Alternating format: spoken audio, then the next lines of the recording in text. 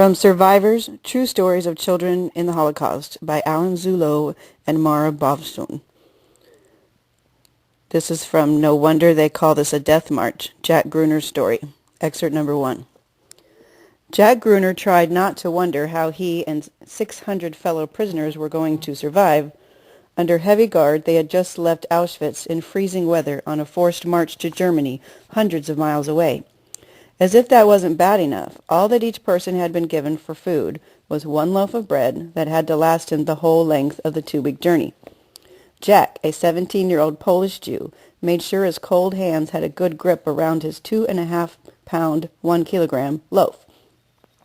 I must guard this with my life. I must be careful to eat only a little at a time, or I'll never make it. How is anyone supposed to survive? No wonder they call this a death march. The prisoners shuffled along in silence in 2 columns, holding their thin coats against the biting wind and clutching their loaves of bread. Rifle-toting SS guards and whip-cracking capos walked along on either side, yelling at the prisoners and threatening them for not moving fast enough.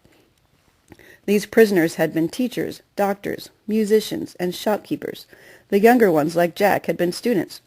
But that was 5 years and a lifetime ago, before the Nazis had stormed into Poland and made it a crime to be a Jew. Now all the prisoners looked the same, like filthy, bald skeletons covered in lightweight striped prison uniforms. The lucky ones wore tattered coats or had rags to tie around their heads. The unlucky ones had lost their shoes and were forced to walk barefoot over the icy ground. These marchers were like thousands of other ragged prisoners being moved out of Polish death camps to Germany in the winter of 1945 as the Allied forces closed in on Poland. I don't know how, but I'm going to survive, Jack promised himself. I can't think of any other way.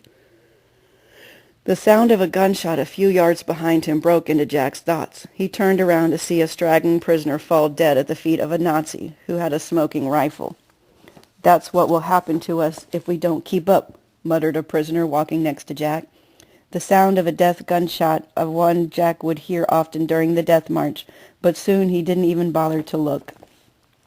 For days the weary group trudged through the snow on country roads, the winter wind stinging their faces. The Nazis wouldn't stop unless they found a place where they could easily guard the large group, so sometimes the prisoners had to walk for 20 hours straight before they were allowed to sleep.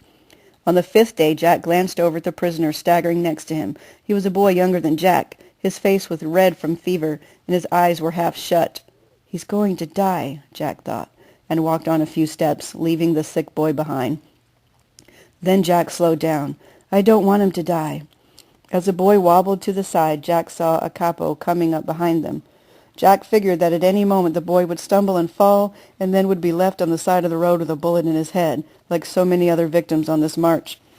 Jack tucked his bread into the waistband of his pants. Turning to the boy, he said, "Come with me." Jack put his right arm around the boy's waist and draped the boy's bony left arm over his shoulders.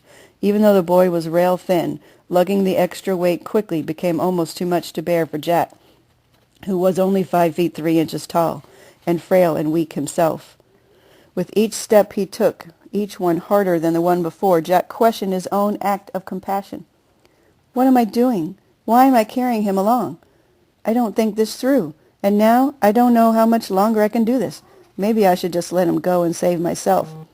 But what if it was the other way around? What if he was dragging me? Would I want him to let me go? Prisoners were slogging past Jack because the extra burden had slowed his pace. Help me, Jack pleaded to the others. Take his other arm, please, please help. But no one offered a hand. Leave him, grumbled a prisoner. He's going to die anyway. Don't be a fool, another told Jack. Let him go, or else he'll take you down with him. At first Jack became angry, but part of him understood why no one wanted to help. It would take every ounce of strength to survive this brutal death march. A person had to think only of himself if he wanted to live. For a moment he again considered slipping the boy's arm from around his shoulders, but a strong feeling deep inside Jack's soul kept him from doing it. Although it was getting dark, the guards still hadn't found a safe place to stop, so the weary prisoners plodded on. Jack's shoulders ached and his legs quivered, but the worst agony was coming from his stomach. He was starving. I wish I could get to my bread. Just one bite and then I'll be okay. but he couldn't free his hands to reach for the bread without dropping the boy. "If we stop, they'll shoot us. Maybe I should just let him go. Then I could have a bite of bread. I'm so hungry I can't stand it. How much longer can I go on like this?" Then, all of a sudden, Jack felt his load get lighter. "I can't walk so well myself, but I'll help you," came a raspy voice from the darkening dusk. Jack glanced over and saw a middle-aged man with bloodshot eyes, deep lines in his face, and a grizzled beard. The man had grabbed the boy's other arm.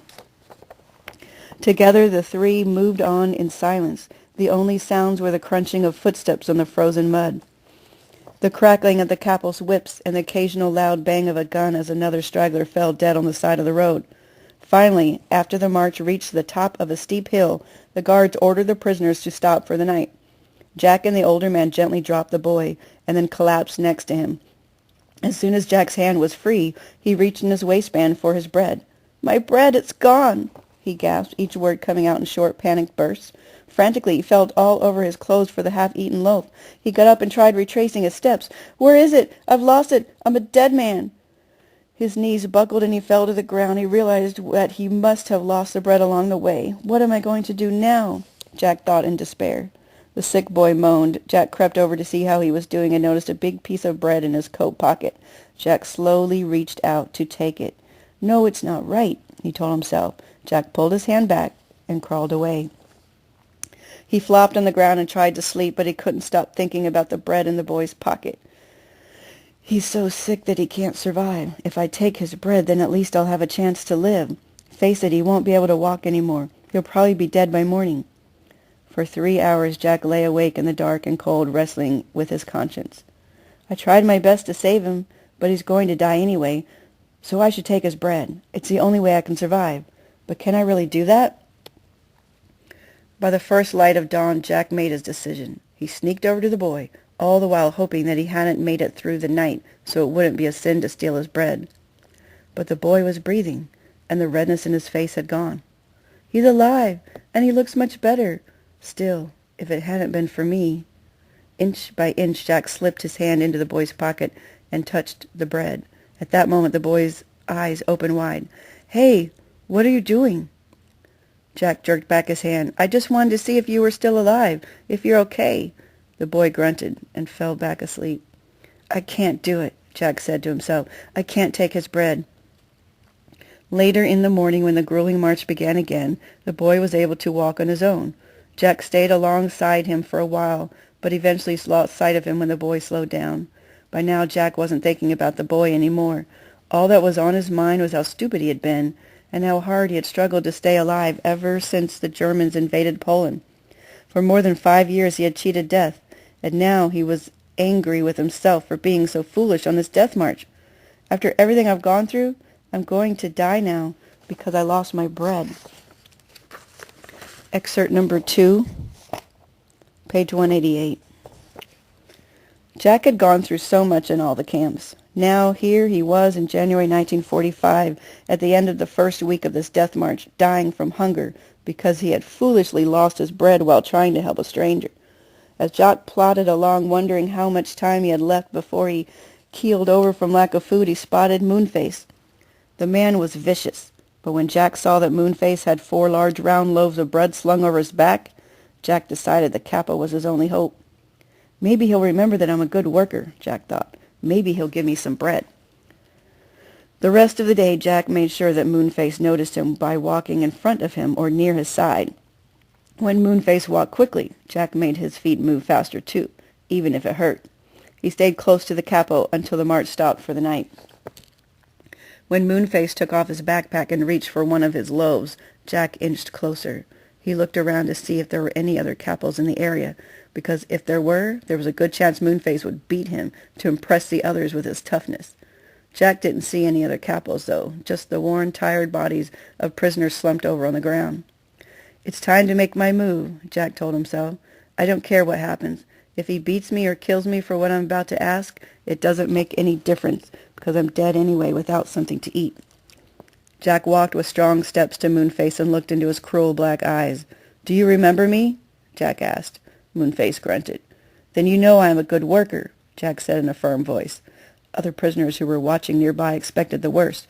They were sure this huge man would kill the brave teenager for even talking to him.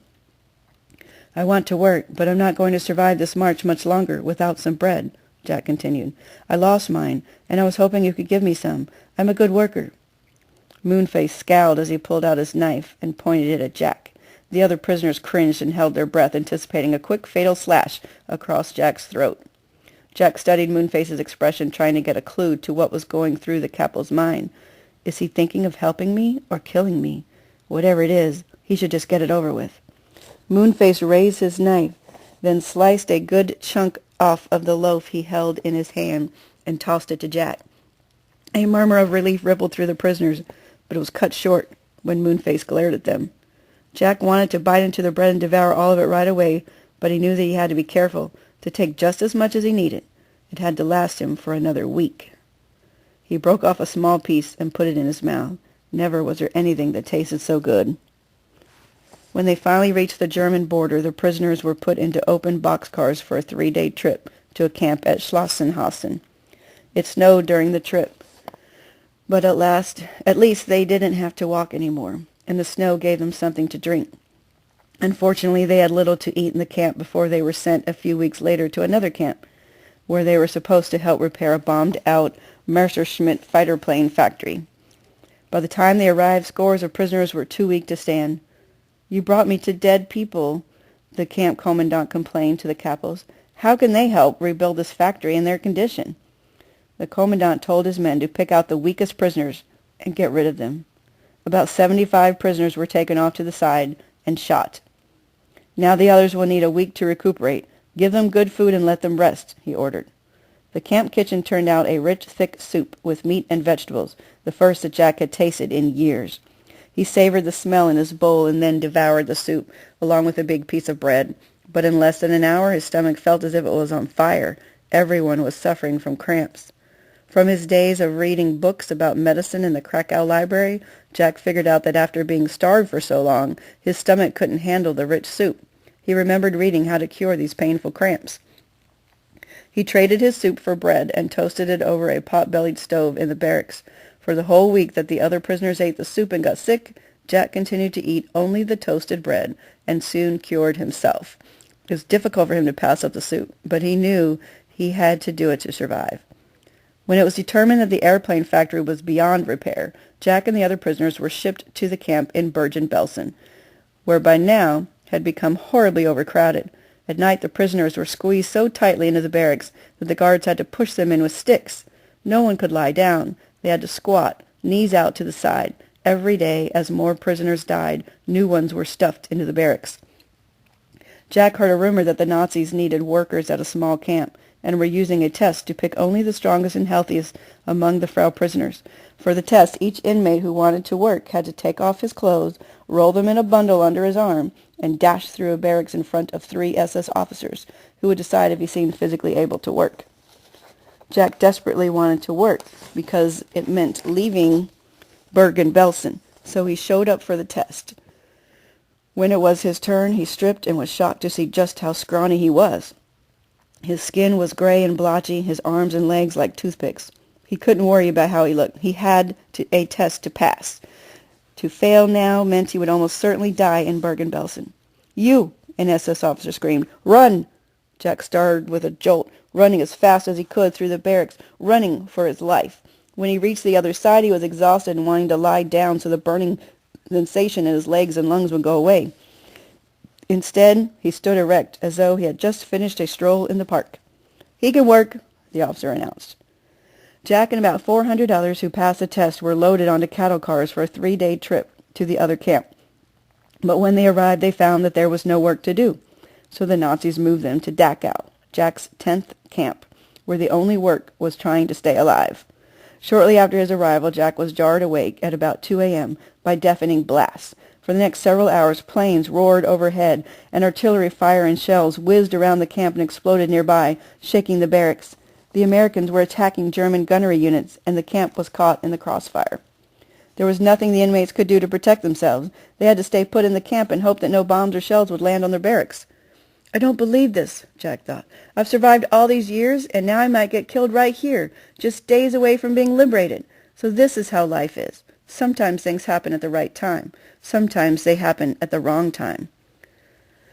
Eventually, everything went quiet, except for the thud of distant guns. At dawn, an inmate crept out of the barracks.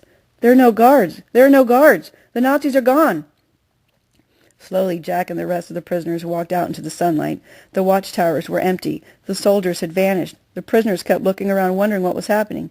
And then, as their minds slowly grasped the fact that they were free, they began to grin and say prayers of thanksgiving.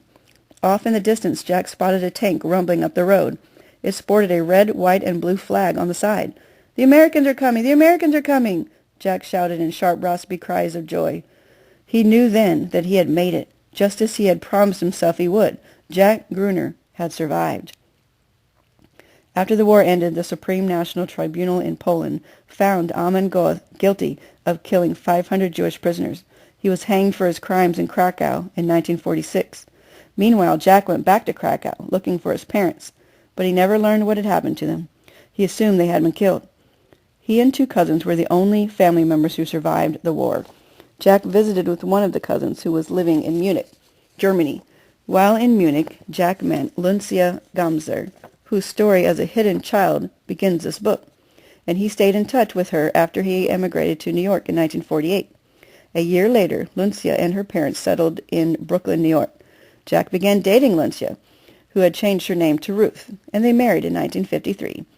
Together they built a successful interior design firm and raised two sons, Daniel, a doctor, and Arthur, a lawyer, and have 4 grandchildren. Today, Jack and Ruth, who live in Brooklyn, give talks about their Holocaust experiences at every opportunity, especially to school children, in the hope that people will remember what happened and keep it from happening again.